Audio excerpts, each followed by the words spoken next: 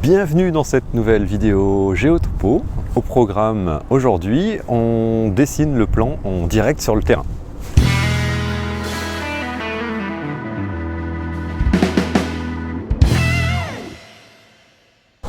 Bienvenue à vous. Alors oui, c'est une demande en fait que j'ai eue plusieurs fois pendant les démos de produits. On me demandait s'il était possible d'avoir les codes, les lignes, les symboles qui se dessinent directement sur le contrôleur. On a la chance d'avoir un distributeur Trimble qui a l'écoute de ces remontées qu'on peut leur faire. Et bah voilà, du coup ils ont décidé de développer ça en partenariat avec Géotopo. Et avec du coup cette nouvelle version de Trimble Access, la version 2022.10, on a du coup la possibilité de voir nos blocs, lignes et symboles se dessiner directement sur votre contrôleur. Et ça, en termes de confort, c'est quand même non négligeable, rien que pour le technicien, qui est la personne qui est en train de faire le levé sur le terrain. Le fait de voir son plan se dessiner plutôt que de voir des points arriver les uns à côté des autres, c'est satisfaisant entre guillemets. Et puis en termes de sécurité aussi, on a notre plan qui se dessine, on voit que tout se passe bien, qu'on n'oublie rien et que le plan se dessine comme il faut. Alors comment ça va se passer? C'est relativement simple en fait. La première étape, alors si vous travaillez déjà sous TBC, ça sera juste de prendre votre codif et de la copier sur le contrôleur dans le dossier system file de votre contrôleur. Si vous travaillez après sous un autre logiciel type AutoCAD ou TopStation pour ne citer que, vous allez devoir recréer, retransformer votre codification au format Trimble. Donc pour ça, c'est pas bien compliqué. Alors ça demande un petit peu de temps, mais c'est pas bien compliqué. Vous allez devoir, via le logiciel TBC, son petit module qui s'appelle Feature Definition Manager, en gros, recréer vos codes dans le format Trimble. Donc bien sûr, vous allez pouvoir créer vos lignes, vos blocs, définir s'ils sont en 1 point, 2 points, 3 points, y associer le symbole, créer vos calques et définir ce qui doit arriver dans tel ou tel calque. Et ensuite, ça se passe sur le contrôleur. Alors je me décale un petit peu pour vous montrer tout ce qu'il y a à voir.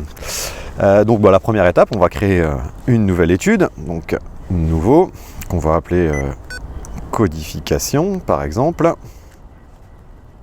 On va rester en CC50 et sur la ligne bibliothèque de caractères, on va aller sélectionner la codif qu'on veut utiliser. Et on n'a plus qu'à lancer la connexion. Tac, mesurer, VRS, mesurer point. Utiliser, oui. Alors comment je vais, pendant que c'est en train de s'initialiser, comment je vais procéder? Je vais mesurer quelques points, quelques blocs en 1, 2 ou 3 points pour vous montrer un petit peu comment ça se passe directement sur le contrôleur. Et puis après, je ferai un petit bout de levé pour vous montrer le résultat final et voir un petit peu ce qu'on arrive à obtenir. Premier exemple, tout ce qu'il y a de plus simple, une plaque ronde, 1 point. Donc je mets mon nom de point, code 50, mesurer. Observation enregistrée. Et si je zoome un peu, voilà, on a bien notre plaque qui se dessine. Deuxième exemple, le regard en 2 points. Code, hop, c'est 46.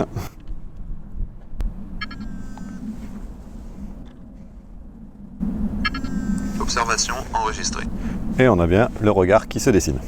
Pour l'exemple suivant, on attaque maintenant les lignes. Alors on va avoir un code 1204 pour mon type de ligne, espace 1 pour mon début de ligne, entrée, mesurer.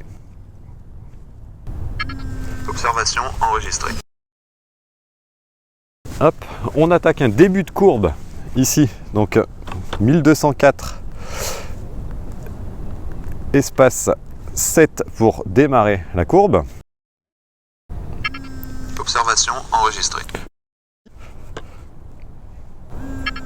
Observation enregistrée.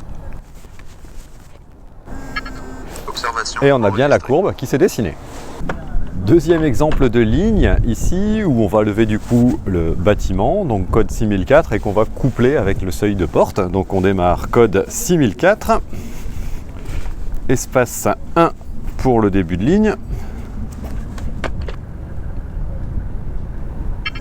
Observation enregistrée. Espace 2 pour la fin de ligne. Puis espace 142 pour notre seuil.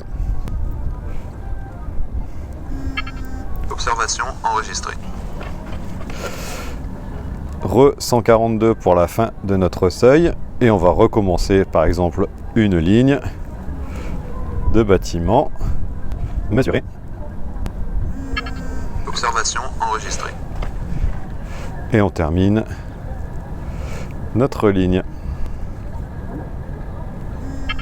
Observation enregistrée. Voilà, et on voit hein, qu'on a bien du coup notre bâtiment, notre seuil qui apparaît et la fin de notre ligne. Dernier petit exemple avec le lever de ce candélabre. Alors vous l'avez peut-être remarqué depuis le début, j'en profite pour faire une petite aparté. Je prête pas forcément attention à l'inclinaison de la canne, donc on est ici sur un système GPS avec centrale inertielle, donc avec une compensation en temps réel de l'inclinaison de ma canne. Et je vais pouvoir coupler ça avec un déport horizontal pour la mesure là de ce candélabre. Donc on va apporter un déport horizontal dans le sens d'inclinaison de la canne pour aller vraiment mesurer le centre du candélabre. Donc pour mon candélabre, on est sur un code de 38, voilà, c'est bien ça. Je me mets à l'inclinaison. Je vais, plutôt que d'utiliser une méthode point topo, utiliser un déport incliné horizontal et je vais ajouter voilà un déport horizontal de 12 cm mesuré. Observation enregistrée. Et si on regarde un petit peu plus dans le détail, si je zoome, j'ai deux points en fait, hein. Donc le premier point qui est à l'extérieur là, qui représente l'endroit où j'ai posé la pointe de ma canne, et le deuxième point avec le déport. Voilà pour les quelques petits exemples. Je continue rapidement à faire un petit bout de levé là sur l'environnement autour de moi, et puis je vous remontre tout ça à la fin pour voir un petit peu ce qu'on peut obtenir comme résultat global.